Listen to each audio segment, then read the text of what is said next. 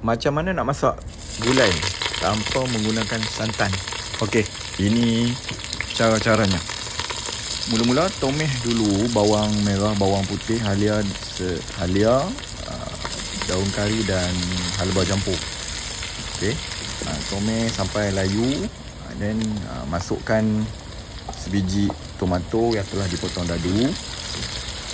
Tumis juga sampai dia layu. Okey, lepas tu masukkan rempah kari ikan. Yang ni saya pakai brand Shifa. Boleh try brand ni, sedap. Okey, masa saya tumis rempah ni tak masukkan ayak. So kita tumis keringnya ni, tapi kena hati-hati sikit lah. Kena sentiasa kacau dia, takut dia hangus, dia burn. Okey, so kacau jangan bagi dia hangus sikit lah.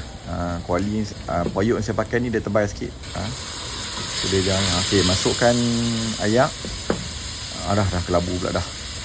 Okey, masukkan ayak sikit demi sikit. Okey, kacau dan terus kacau lagi. Bagi dia, nanti dia akan pecah minyak. Okey, gulai ni akan pecah minyak. Api kena kontrol, jangan terlalu kuat. Okey, nampak dia dah start pecah minyak. Okey, kacau lagi. Masuk ayak sikit demi sikit lah. Last sekali baru masuk banyak. Ikut kepada kuantiti yang kita nak lah. Cuma untuk kali ni gulai ni saya buat pekat sikit. Okey, tu season dengan garam dan serbuk perasa lah. Alright.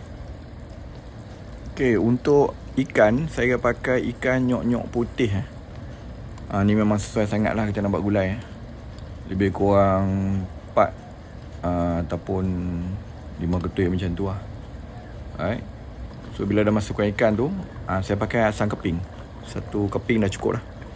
Kalau tak nak pakai asam keping, boleh pakai ayak asam jawa lah. Okay, untuk sayur pula saya pakai itu brandy lah, sama itu tomato. Okay, kacau dia. Bagi dia duduk elok dalam tu. Lepas tu boleh lah kita tutup. Tutup sekejap, lebih kurang dalam 10 minit. Itu dia. So waktu ni dia nampak macam cayak sikit, tapi sebenarnya dia pekat tu. Okey, sebab kita pakai banyak bawang tadi kan. So bila sejuk nanti dia akan pekat. Dia akan betul-betul pekat. Alright.